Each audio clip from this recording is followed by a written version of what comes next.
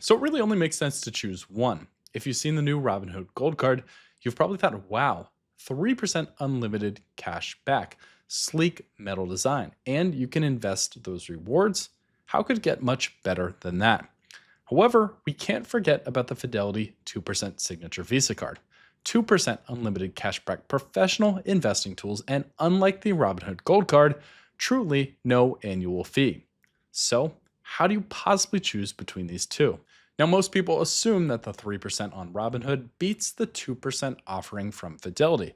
However, when you do the math and consider the other factors, it's actually not as simple as it seems. So today, as someone who's used both of these platforms for many, many years, I'm going to compare the two credit cards side by side. We'll look at the math, the features, and the real user experience to figure out which one truly comes out on top.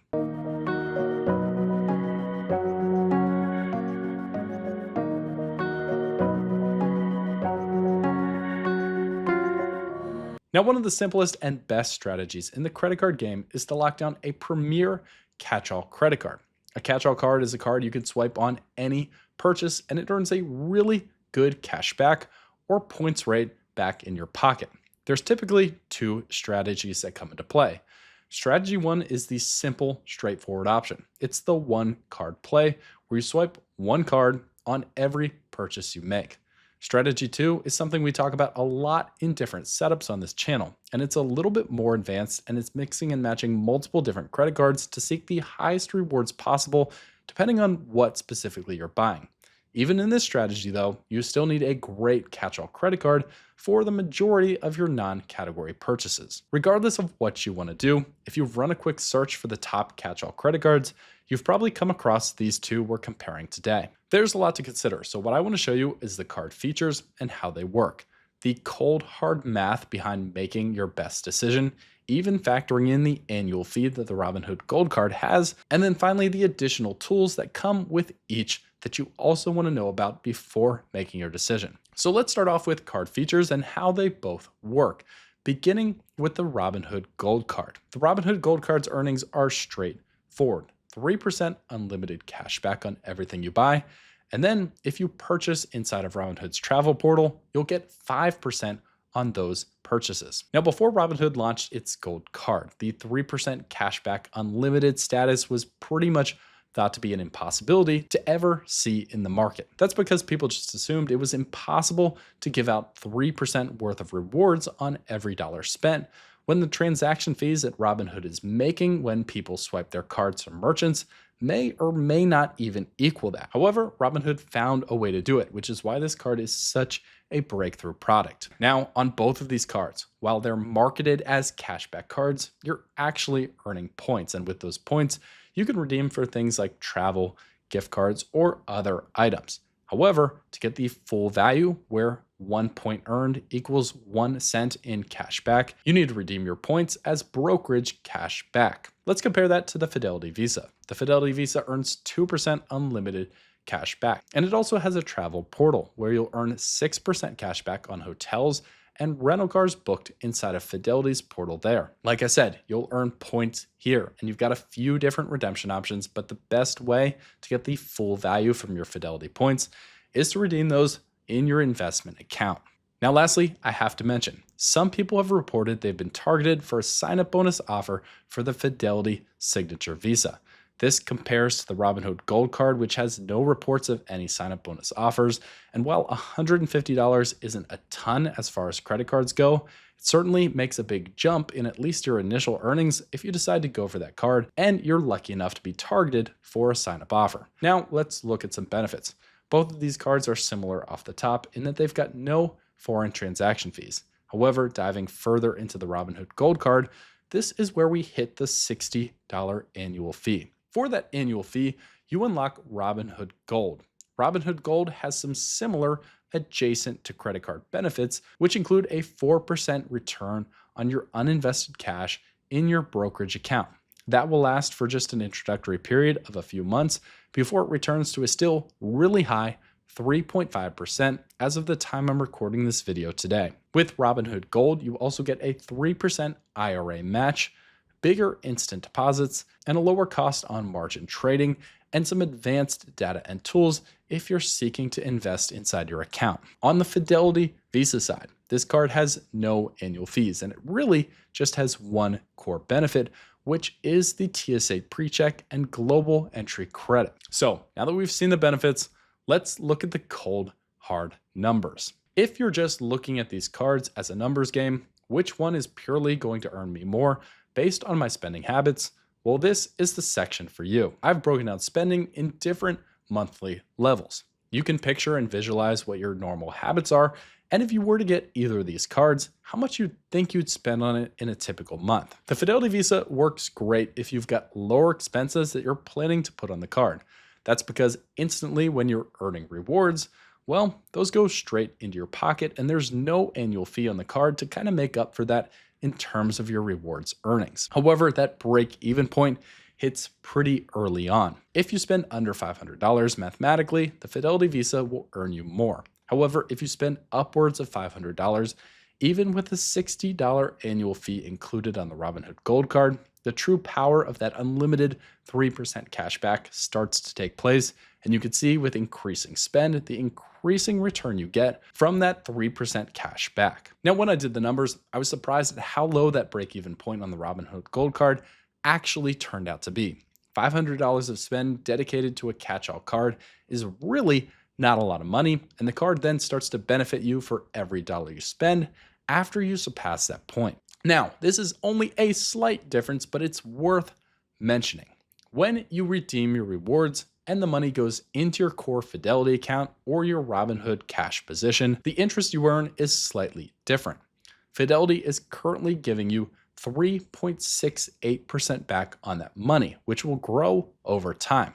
Robinhood, after you get by that introductory bonus period, earning 4% for the first few months, earns 3.5% as of the recording of this video. I've tracked these differences for years, and I've always noticed that they're very similar, but Fidelity's typically able to offer you a little bit more for your money held in that core position. Over the long haul, it's not going to make a huge difference, but it's worth it that you know. Finally, with both of these cards, you of course have the option to invest that money into the stock market and chase even potentially higher returns than just the mid 3%. You'll also want to note that those base level interest rates always depend on how the market is moving and what the Fed sets their rate at. Right now, they're overall pretty high, so they could come down in the future, but they've been hovering around this 3.5% for at least the past 3 to 4 years. Let's wrap up by looking at the intangible factors, the app investing and experience when you dive into either Fidelity or Robinhood. Robinhood is known for a really clean, slick interface. You've got big icons. It just flows really well as you move around the app, and it's very intuitive to get where you need to go. Robinhood is definitely the go-to app if you prefer to use your phone to track your finances. Fidelity takes everything that Robinhood did and basically reverses it. Fidelity, instead of going for smooth animations and a really intuitive design, went with a professional, data-driven app.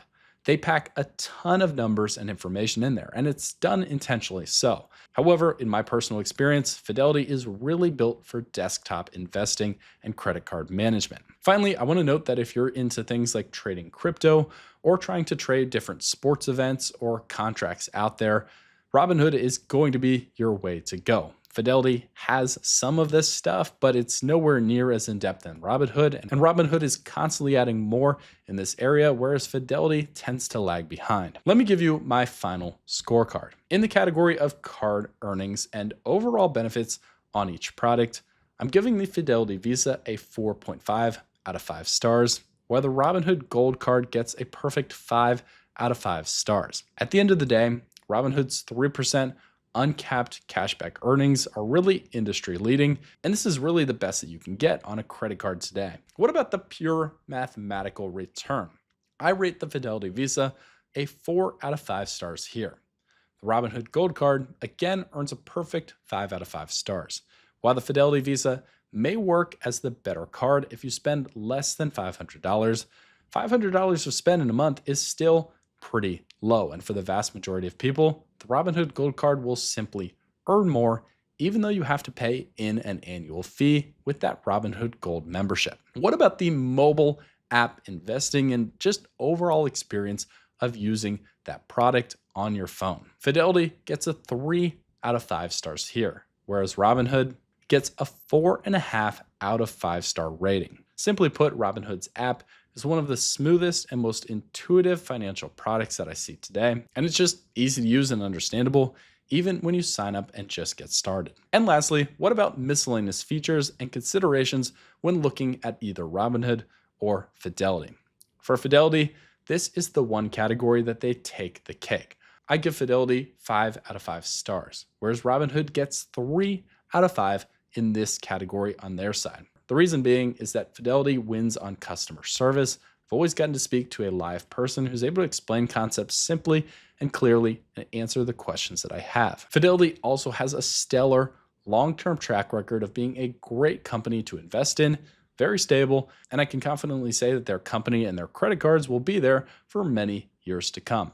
Robinhood on the customer service side, and in the fact that they just simply don't have the same track record of longevity that Fidelity has, leaves you with some real considerations if they'll be actually able to keep their credit card product up and still offer 3% many years out into the future. Finally, there's also the elephant in the room that not everybody has the opportunity to get approved right away for the Robinhood Gold Card. As a credit card YouTuber, I signed up on the waitlist from the moment this card launched. But Robinhood's been known to try to evaluate people who sign up for the waitlist as to their money-making potential for Robinhood as a customer. When they look at someone like me who really optimizes different credit card setups, maybe that's the reason why I haven't been invited to apply yet. For others of you out there, you may get invited to apply instantly in just a few weeks or even just a few months. But that is a real consideration if you want to get into either of these cards right away. My bottom line is that if I could grab either of these cards right now, well, I already have the Fidelity Visa, but if I was starting from scratch today, I would jump in and get the Robinhood Gold Card. I'd even move to replace my Fidelity Visa with that card in pretty much a heartbeat. In the meantime, I love my Fidelity Visa. This is the original design on the card that I got many years ago, and I use this if I want cash back and I'm not really planning to travel. Or I could just as easily switch things up and earn 2x flat on the Venture X, and I can use these points for even more redemption value if I've got a big international trip planned, so I can slide my spending back and forth between these two options. From a purely credit card perspective though, just like I would love to get the Robinhood Gold Card myself, I would recommend that to the vast majority of people who came up and asked me that question if they were starting from zero today. Now, if you want to sign up for Robinhood and potentially use that card, I've got an affiliate link down in the description where when you sign up, we'll both get a free stock when you join. If not, that's completely okay too. I hope you found a ton of value inside this video and would consider subscribing for more credit card content.